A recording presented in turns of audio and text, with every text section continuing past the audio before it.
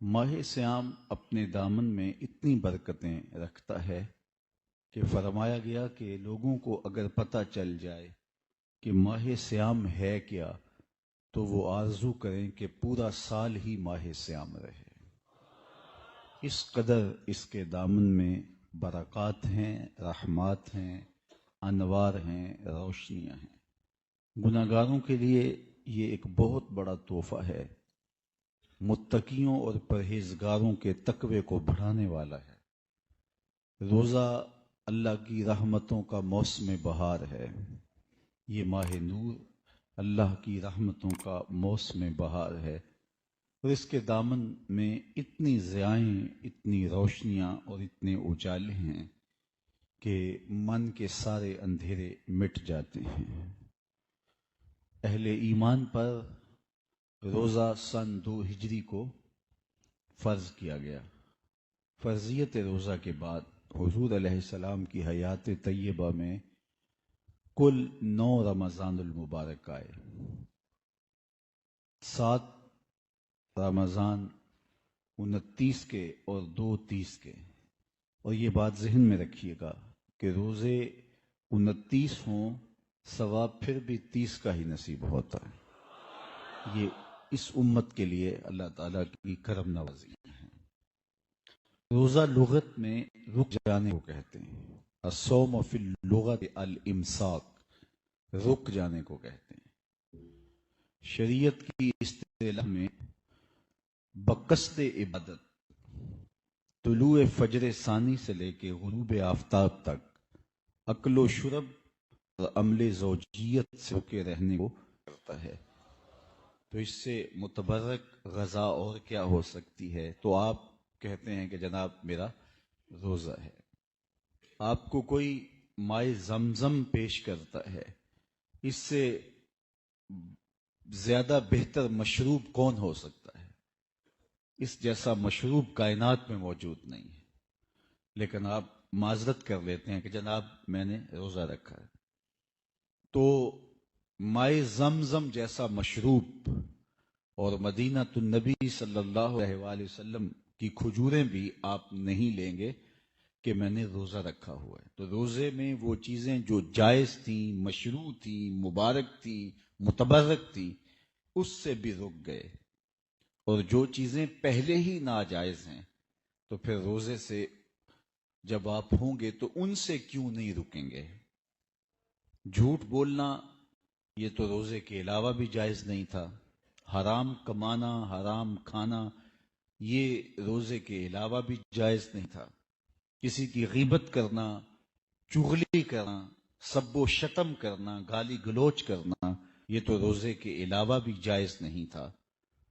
تو جو چیزیں روزے کے علاوہ بھی جائز نہیں تھیں تو روزے میں کا نام ہے جو امور جائز تھے، مشروع تھے، اور جو چیزیں پہلے ہی ناجائز تھیں ان سے تو پھر بدرجہ اولا رکنا ہوگا۔ اسی لیے میرے اور آپ کے آقا و مولا نے ارشاد فرمایا، من لم یدع قول الزور والعمل به فلیس للہ حاجۃ فی ان یدع طعامہ و شرابہ۔ جس نے جھوٹ اور جھوٹے کام نہیں چھوڑے اس کے بھوکا اور پیاسا رہنے کی اللہ کو کوئی ضرورت نہیں ہے۔ تو روزے میں ان امور سے بھی رک جایا جائے جو امور شریعت اسلامیہ نے عام زندگی کے اندر بھی روکے ہیں، عام زندگی میں جن سے رکنے کا حکم دیا ہے۔ تو روزے کا نور نصیب ہی تب ہوتا ہے، روزے کی حقیقتیں، روزے کی لطافتیں، روزے کی برکتیں اور روزے سے وابستہ رحمتیں ہمارے من میں اتریں گے ہی تب جب ہم مقاصد روزہ کو پیش نظر رکھیں گے، اور ہر اس عمل سے، ہر اس بات سے، اور ہر اس فعل سے، ہر اس قول سے باز آ جائیں گے۔ بیٹھتے ہیں، جنازہ ہو گیا آپ نہیں جا رہے، کوئی بیمار ہو گیا حال پوچھنے نہیں جا رہے، یہ تو نیکی کے کام تھے، لیکن آپ کہتے ہیں جناب میں اعتکاف سے ہوں۔ تو اعتکاف کیا تو جائز اور مشروع کاموں سے بھی رک گئے۔ اللہ ہماری پرکھ کرنا چاہتا ہے، ہماری آزمائش کرنا چاہتا ہے۔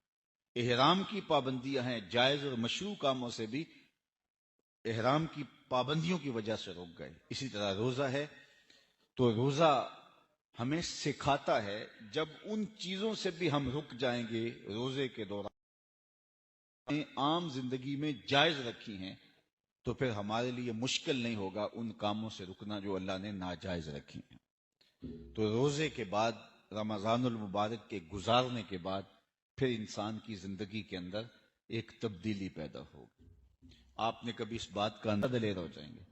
اس لیے روزہ ایک ٹریننگ ہے ہماری، ہمیں سکھایا جاتا ہے کہ میاں تم ان امور سے بھی رک جاؤ جن امور سے اللہ تعالیٰ جل شانہ نے تمہیں عام دنوں میں نہیں روکا، اور جو امور جن سے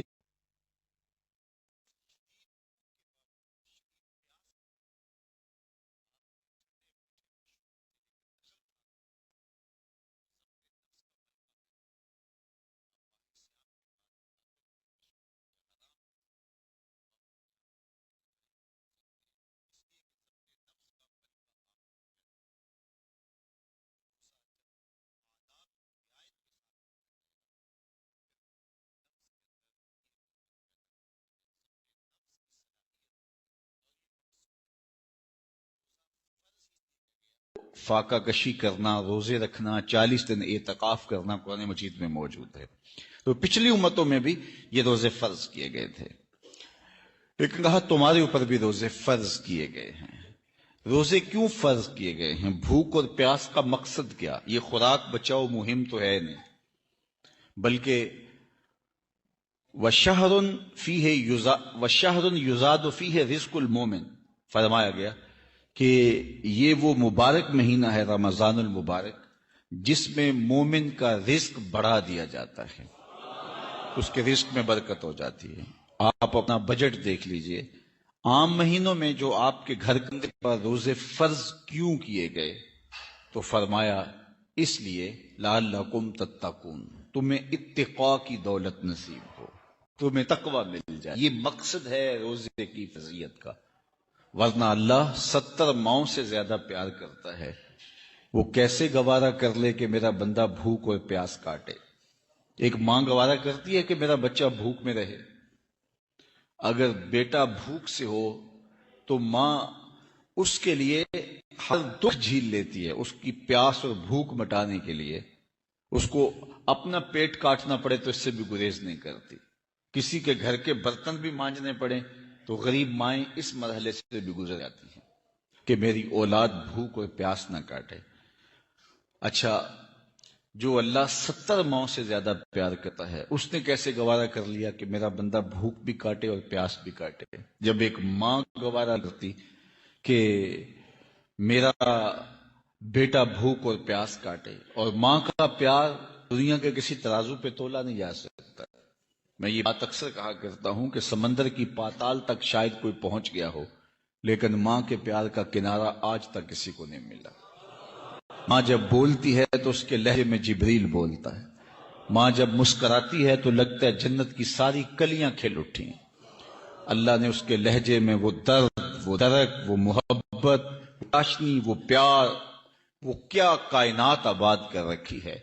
ماں تو پھر ماں ہی ہوتی ہے نا۔ کبھی بچہ گھر سے نکلے، آپ نے یہ منظر خود ملاحظہ کیا ہوگا کہ بیٹے کو دنیا بڑا عقل مند سمجھتی ہے اور وہ دنیا کو عقل و بینے کے درس سے کھانے نکلتا ہے، لیکن ماں کتنے بھولے انداز میں کہتے پتر سڑک دھیان سے عبور کرنا۔ دنیا کی 10 گاہوں میں جس کے لیکچر سننے کے لیے لوگ ترس رہے ہیں کہ یہ اس کو سنیں گے تو زندگی گزارنے کا اسلوب ملے گا، لیکن اس کو ماں کتنے پیارے انداز میں گئے سڑک دھیان سے عبور کرنا۔ یہ ماں کے پیار کا روپ ہے، یہ ماں کی محبت کا انداز ہے۔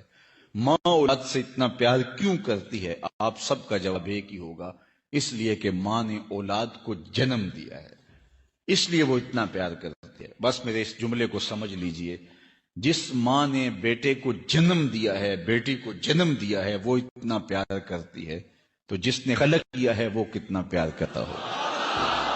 جس نے جنم دیا اس کے پیار کا ٹھکانہ نہیں ہے، تو جس نے کھانے کے لیے سب کچھ میسر بھی ہے لیکن روک دیا، نہ کچھ کھانا ہے نہ کچھ پینا ہے، اور بندے نے کہا مالک میں وضو بھی سے احتیاط سے کروں گا حلق سے نیچے قطرہ نہ پک جائے۔ بندہ بھی سے احتیاط سے اپنی زندگی کو گزار رہا ہے، مالک بھی 17 17 16 16 20 20 گھنٹے بندے کی پیاس اور بھوک گوارا کرتا ہے۔ ماں تو گوارا نہیں کرتی تو مالک کیسے گوارا کر رہا ہے؟ تو آئیے دوبارہ اس مسئلے کو سمجھنے کے لیے ماں کی آغوش میں چل رہے ہیں۔ ماں بیٹے کی آنکھ میں آنسو نہیں دیکھ سکتی تھی، اس کی بھوک کو گوارا نہیں کر سکتی تھی، تڑپ جاتی تھی، اس کی تکلیف ماں کے لیے اذیت کا سامان، لیکن بیٹا بیمار ہو گیا، ماں اسے ڈاکٹر کے پاس لے گئی۔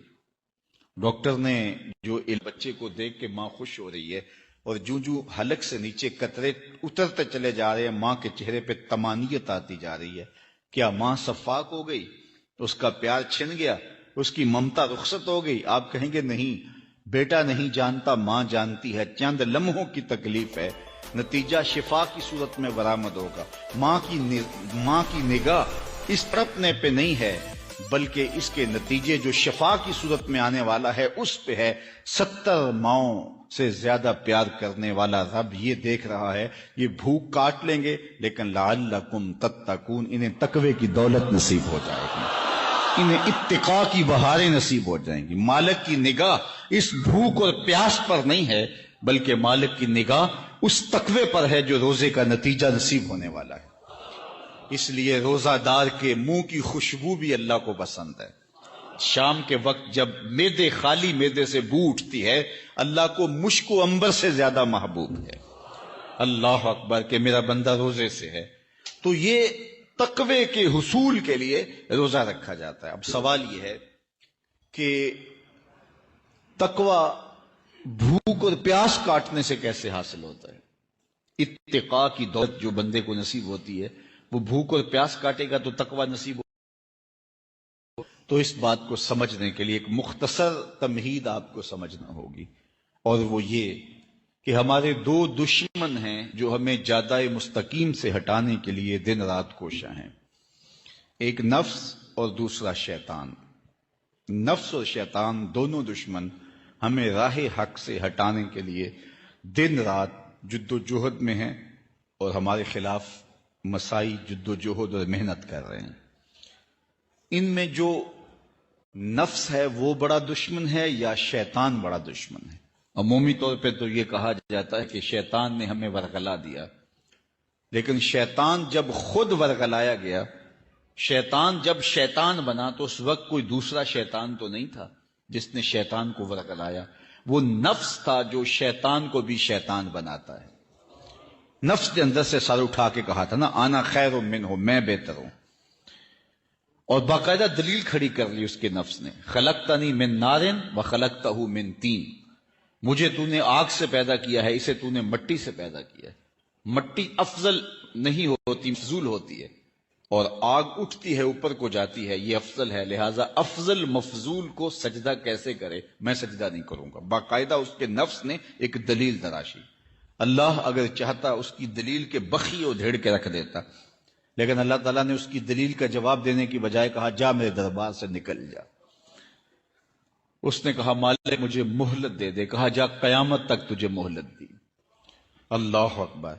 تو اب شیطان کو شیطان بنانے والا نفس ہے، جس نے اندر سے کھڑے ہو کے کہا انا خیر منہ، میں بہتر ہوں۔ تو اس میں نے شیطان کا بیڑا غرق کر، انانیت اسے کہتے ہیں، انا خیر منہ، اس سے انانیت ہے، میں بہتر ہوں۔ ایک بزرگ تھے، انہوں نے ساری زندگی اپنی زبان پہ لفظ میں نہیں آنے دیا۔ وہ فرماتے تھے یہ وہ لفظ ہے جس نے شیطان کا بیڑا غرق کیا۔ تو وہ اس مفہوم کو ادا بھی کرنا چاہتے تو بألفاظ دیگر کرتے۔ کسی نے سنا کہ فلاں شخص ہے، اس کی زبان پہ کبھی میں کا لفظ نہیں آیا، تو اس نے کہا لو اس کی زبان پہ یہ لفظ کیوں نہیں آیا، میں جاتا ہوں اور ان کی زبان پہ یہ لفظ آئے ہی آئے۔ ہر شخص کی اپنی ترجیحات ہوتی ہے، ایک مہم پہ نکلا کہ ان کی زبان پہ لفظ میں لے کر آنا ہے۔ گیا، حضرت بیٹھے تھے، حضرت ایک مسئلہ پوچھنے آیا ہوں۔ بیٹا پوچھئے۔ کہا شیطان کو کس چیز نے برباد کیا تھا؟ حضرت اب تو بولیں گے نا کہ میں نے اس کا بیڑا غرق کیا تھا، تو کہوں گا جیسے بھی زبان پہ لفظ تو آ ہی گیا، اور شیخ بھی بڑے سمجھدار تھے، سمجھ گئے اس کی نیت کے کھوٹ کو کہ یہ کیوں آیا ہے اور یہ مسئلہ کیوں پوچھ رہا ہے۔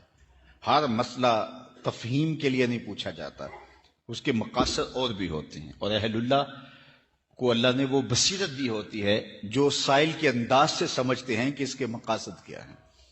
تو کہا حضرت پوچھنے آیا ہوں کہ شیطان کو کس چیز نے برباد کیا؟ حضرت فرمانے لگے نماز کا ٹائم ہو گیا، ابھی جماعت کھڑی ہونے والی ہے، نماز کے بعد اس پہ بات کرتے ہیں۔ خیر نماز ہوئی، سلام پھرا تو حضرت خود فرمانے لگے کسی نے پوچھا تھا کہ شیطان کو کس چیز نے برباد کیا، جواب دینا چاہ رہا ہوں۔ کس نے پوچھا تھا؟ جھٹ کھڑا ہو گیا میں نے، کہا بس اسی نے اس کا بیڑا غرق کر دیا۔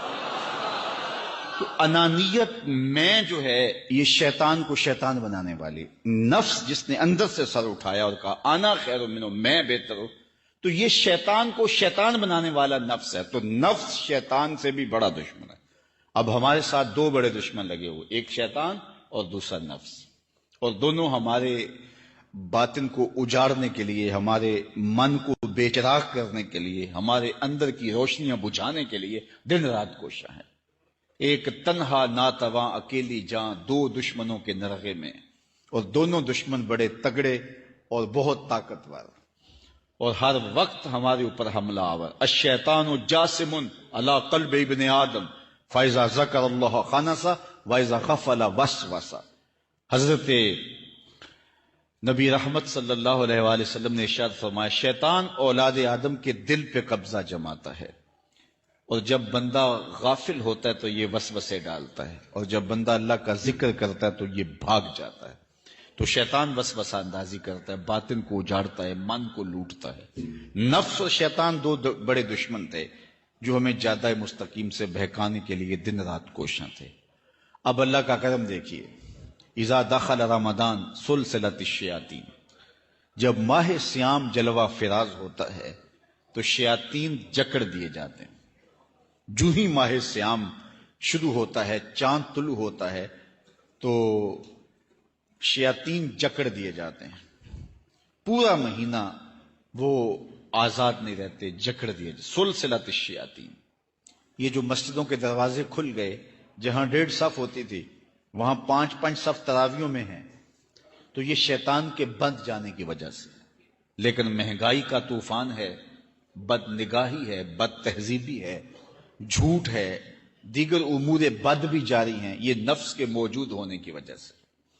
نیکی کا ماحول پیدا ہوا یہ شیطان کے بند جانے کی وجہ سے، لیکن ہماری برائیاں بدستور موجود ہیں یہ نفس کے موجود ہونے کی وجہ سے۔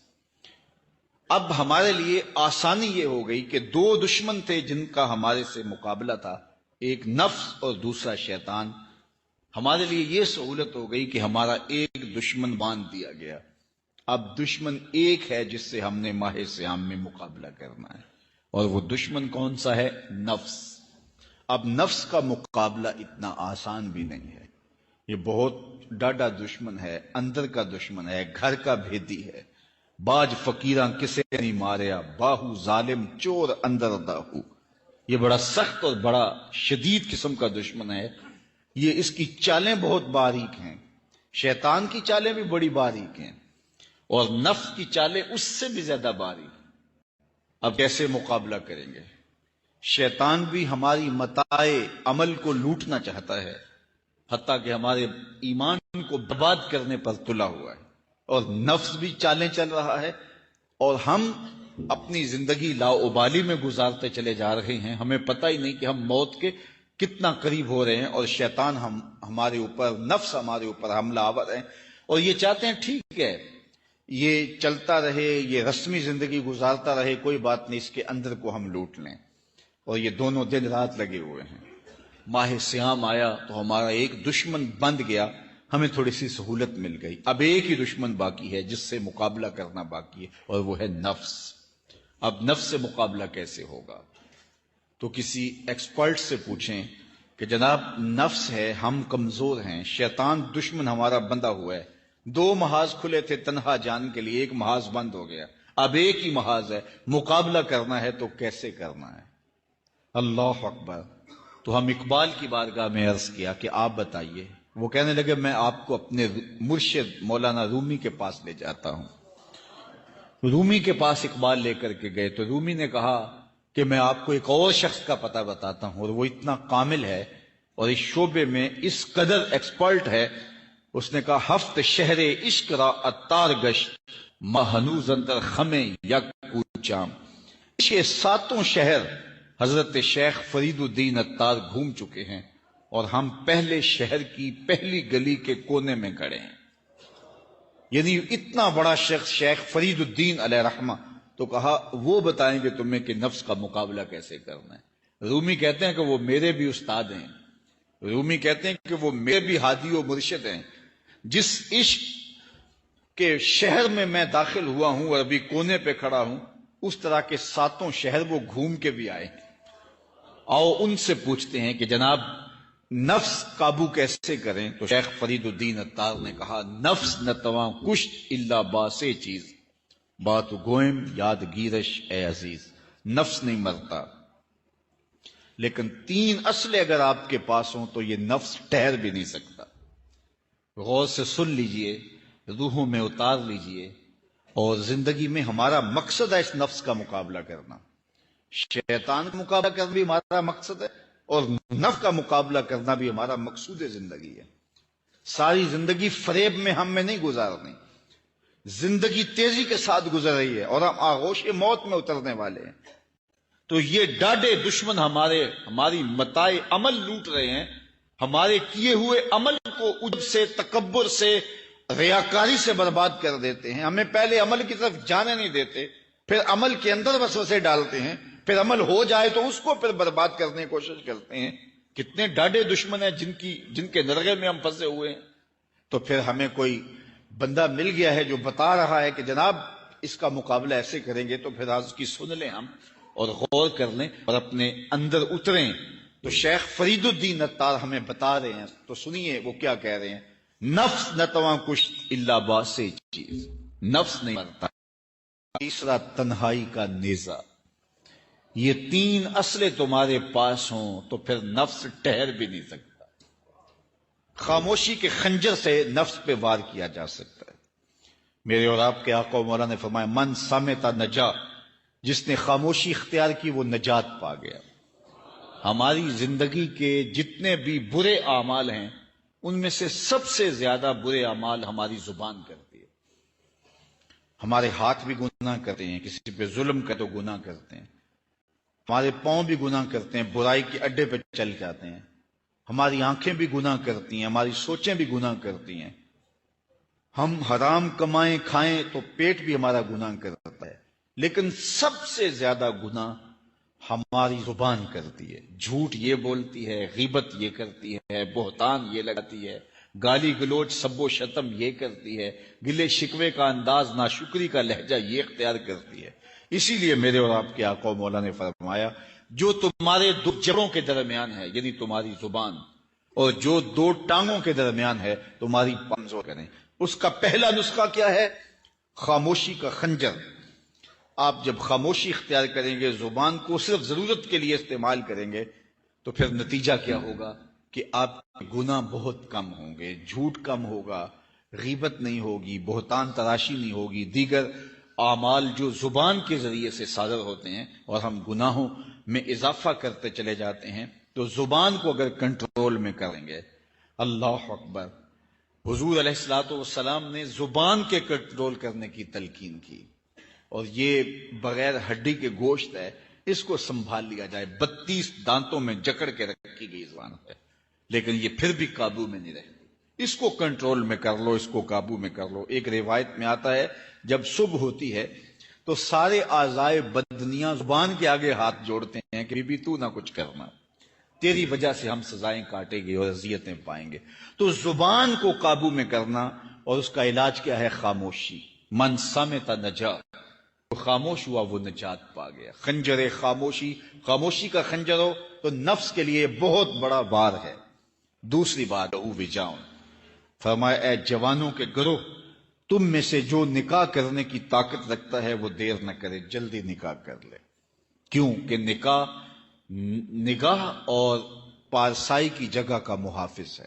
تمہاری نظر کو بھی محفوظ کرے گا اور تمہاری پارسائی، تمہاری عصمت کے جوہر کو بھی محفوظ کرے گا. تو اگر کسی کے پاس استطاعت ہے تو وہ نکاح کرنے میں دیر نہ کرے. فَإِن لَمْ يَسْتَطِعْ، اور اگر کوئی طاقت نہیں رکھتا، اس کے حالات ایسے نہیں ہیں کہ وہ نکاح کر پائے، فَعَلَيْهِ بِالصَّبْرِ، چاہیے. تیسری بات فرمایا نیزہ تنہائی، تنہائی کا نیزہ. جب آپ عمومی طور پہ مجلسی زندگی میں ہوں گے تو بہت ساری خطائیں اور بہت سارے گناہ مجلسی زندگی میں آپ سے سرزد ہوں گے. تو جب آپ تنہائی اختیار کر لیں گے تو بہت سارے گناہوں سے بچ جائیں گے. حضرت شاہ نقشبند بخاری علیہ رحمہ فرماتے ہیں کہ فقیر کے لیے سب سے بہتر جگہ اللہ کا گھر مسجد ہے، یا پھر کامل شیخ کی صحبت ہے، یا پھر تنہائی ہے. چوتھی جگہ سوائے ہلاکت کے اور کچھ نہیں ہے. العافیت فی العزلہ، عزلت میں، تنہائی میں عافیت رکھی گئی ہے. اس لیے اپنے آپ کو ایسے ہجوم میں، ایسی جگہوں پہ لے جانے سے روکیں اپنے آپ. وہاں آپ نفس اندر کا بھیتی ہے اور شیطان باہر سے آ کر حملہ آور ہونے والا ہے.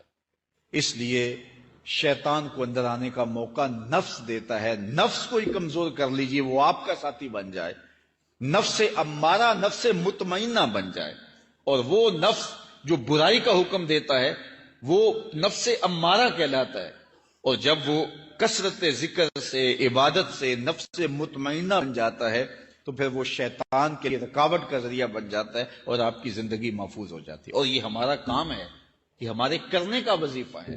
دیکھیے حضرت انسان کو اللہ نے اختیار دیا، زندگی دی، فہم دیا، ادراک دیا. گناہ کی قوتیں اور نیکی قوتیں ساری اس کے ساتھ لگی ہوئی ہیں. اس نے صرف ایک لا ہے، اس کو تو اپنی زندگی کی راہیں خود متعین کرنی ہے کہ میری دنیا آخرت کے لیے نفع بخش کیا چیز ہے اور نقصان دہ کیا چیز ہے. انا ہدیناہ السبیل اما شاکرا و اما کفورا، کہ ہم نے اس کو دونوں راہیں دکھا دی. وہدیناہ النجدین، اس کو پتا ہے یہ اچھائی ہے، یہ برائی ہے. اس نے اس سے اجالنا ہے اپنے اندر کو اور اپنے باطن کو سنوارنا ہے. تو ماہ سیام ہمارے لیے موسم رحمت اور موسم نور ہے، جو ہمارے اندر کی روشنی کا سبب اور ذریعہ ہے. تو آئیے یہ موسم اللہ نے ہمیں نصیب کیا. 5 روزے گزر گئے، ہم 6 روزے کی طرف بڑھ رہے ہیں. باقی ہمارے پاس 24 یا 25 روزے باقی ہیں. تو جو گزرے روزے ان کی برکات بھی ہمارے ساتھ ہے. آنے والے روزوں کی بھرپور برکات کے ساتھ لگے اور قرآن مجید کی کثرت سے تلاوت کریں، نفس کمزور ہوگا. تنہائی اختیار کریں، نفس کمزور ہوگا. اپنی زبان پہ قابو کر لیں، نفس کمزور ہوگا. بھوک تو ہم روزے کی وجہ سے کاٹتے ہی کاٹتے، نفس کمزور ہوگا. اب شیطان چھٹ کر بھی عید کے دن ہمارا کچھ بگاڑ نہیں سکے گا اگر ہم نے اپنے نفس پہ قابو پا لیا. اور اگر نفس پہ قابو نہ پا سکے تو تم بھی اس عورت کی طرح ہو جاؤ کہ اپنے ہاتھ سے، تو پھر کیا انسان ہونے کا فائدہ اور حضور کا غلام ہونے کا ہم نے کیا فائدہ اٹھایا. تو صاحبو آؤ مختصر زندگی کو اللہ اور اس کے رسول کے نام پہ لگا دیں. ماہ سیام کی برکتیں ہم حاصل کر لیں. روزہ اپنے دامن میں جو رحمتیں لیے جلوہ گر ہوا ہے، جو نور اور روشنیاں لیے جلوہ گر ہوا ہے، وہ ہم اپنے اندر اتار لیں. میرے حضور کا ایک فرمان، 10 سے لے کر 700 گنا تک اس کا ثواب اولاد آدم کو اس کا دیا جاتا ہے. جتنا گڑ ڈالو اتنا ہی میٹھا. تو بعض کو 10 گنا، بعض کو 70 گنا، بعض کو 100 گنا، بعض کو 700 گنا. تو 10 سے لے کر 700 گنا تک بندے کے اعمال کا صلہ دیا جاتا ہے. لیکن میرے حضور نے فرمایا لیکن روزہ جو ہے اللہ فرماتا ہے وہ میرے لیے ہے اور اس کا اجر میں خود عطا کروں. جب وہ خود عطا کرے گا تو کتنا عطا کرے گا. سخی اتنا بڑا ہو، جھوٹ سے، تکبر سے، بخل سے، ریا سے اور دیگر امور بد سے اجتناب کرنے کی عادت پڑ جائے. روزہ جو سکھانا چاہتا ہے ہم اسے سیکھ لیں اور روزے کی برکات ضبط نفس کی صورت میں ہمیں نصیب ہو جائیں. تو ہم روزے کے بعد بھی، ماہ سیام کے گزرنے کے بعد بھی ایک نئی زندگی لے کر، ایک تازگی لے کر، ایک نور و روشنی لے کر کے جو ہے وہ معاشرے کے، اسلامی معاشرت کے ایک اہم فرد کی صورت کے اندر جو ہے وہ سامنے آئیں. تو اللہ اس ماہ سیام کی برکتیں ہمیں نصیب فرمائے. ہر سال مہینہ آتا ہے، گزر جاتا ہے، ہم پورا مہینہ بھوک کاٹتے ہیں اور پھر وہاں کے وہاں ہی کھڑے رہتے ہیں. تو پھر ہمیں سوچنا چاہیے، لیکن اگر تبدیلی آتی ہے تو پھر شکریہ ادا کرنا چاہیے. آج کی اس تاریخ میں ہم عزم کر کے اٹھیں کہ ہمارا یہ ماہ سیام ہماری زندگی میں ایک سنگ میل ثابت ہوگا اور ہم ایک نئے باغپن کے ساتھ، نئے عزم کے ساتھ یہ مہینہ گزاریں گے اور ضبط نفس سیکھیں گے. اس مہینے سے اپنی آنکھوں پر پہرے بٹھائیں گے، اپنے خیالوں پہ قابو رکھیں گے، اپنی سوچوں کو آوارہ نہیں ہونے دیں گے، اپنی زبان سے ایک جملہ بھی غلط نہیں نکلنے دیں گے، نہ جھوٹ، نہ بہتان، نہ گالی، نہ سب و شتم، نہ شکوہ، نہ غیبت، نہ چغلی. اپنی زبان کو کنٹرول کریں گے، کیونکہ بہت سارے گناہ اس زبان سے ہوتے ہیں. لقمہ حرام سے اپنے آپ کو محفوظ کریں گے، اپنی آنکھوں پہ شرم و حیا کے پہرے بٹھائیں گے. اور یوں ایک پورا مہینہ جب ہمارا گزرے گا، ایک سحری کا لطف ہے. یار سحری اگر آپ اکیلے کریں تو اس کا مزہ اور ہے، کسی ہوٹل میں کریں تو اس کا لطف اور ہے، اور چولہے کے پاس بیٹھ کے ماں کے ہاتھوں سے پکی ہوئی چپاتیاں کھائیں اور سحری کا لمحے ہوں اور تہجد گزار ماں کے ہاتھوں سے پکے ہوئے پراٹھے کھائیں، تو پھر سحری کا لطف کچھ اور ہے نا، سرور اور ہے. اچھا آپ کو اپنے مرشد کے ساتھ بیٹھ کے سحری کرنے کا موقع مل جائے تو اس کا لطف کچھ اور ہے.